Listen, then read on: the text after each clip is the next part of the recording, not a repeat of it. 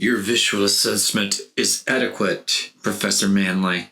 The term spacesuit is a crude amplification and simplification of biointegrated exodermal. Hello?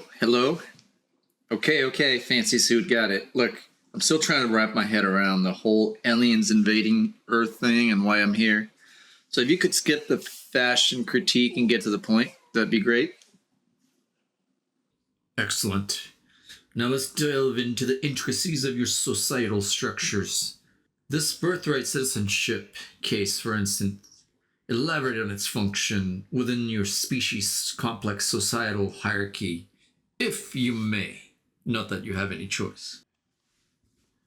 You know, for a species that's mastered interstellar travel, you'd think you'd have to figure out something a bit more visually appeasing about your alien abduction room. Perhaps bring in an expert to decorate around here. It's pretty sad in here. Logical in theory, Professor Manley. Yes, I reviewed your entire history and you denied this Wong Kim Ark entry, despite his birth within your designated territory. Explain this discrepancy to me. Yes, the whole birthright citizenship thing. Well, about that, the concept that you're lucky enough to be birthed out of within the arbitrary lines we've drawn on this little speck of dust of a planet, you automatically get a membership card that reads Citizen. It comes with perks like, not being kicked out for the looking different or having the wrong ancestors, but This Chinese Exclusion Act, it seems like a manifestation of institutional racism designed to perpetuate the impact of race and ethnicity on various aspects of your life. Am I correct in this assessment? Oh, well, that's where we humans muck things up. See, back in the 1800s, we had this little thing called Chinese Exclusion Act. Basically, we decided that people who looked like Wong Kim Ark weren't welcome anymore. Birthright be damned. Classic human tribalism. We love to categorize and exclude. It's kind of our thing. But this Wong Kim Ark, he challenged the system. He disrupted the established social construct of oppression. Okay, so how much time do you have here? Because this is where the story gets really interesting. You see, Xanu, the U.S. was founded on this whole idea of all men are created equal. But in practice, it was more like all white landowning men are created equal. Everyone else, well, not so much.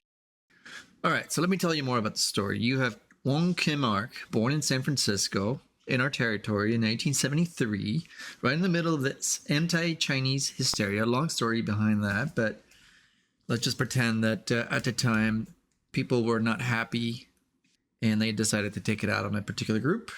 He travels to China, this person travels to China to visit family and then comes back and then bam, denied entry. They basically said, sorry, buddy, your face doesn't fit. It was a blatant violation of the 14th Amendment. That's the rule book, which was supposed to guarantee citizenship to anyone born in the U.S. But hey, who cares about the Constitution when you've got good old-fashioned prejudice, right? You humans are a complex species. I'd like to hear more. Just an example of how institutions can be used to enforce discriminatory practices and maintain social hierarchies, and the impact, well, it affected everything from where people could go live and work to their basic rights and freedoms. Okay, keep going. Interesting. He sure did. And his legal team took the case all the way to the Supreme Court, to the highest land, and guess what? They won.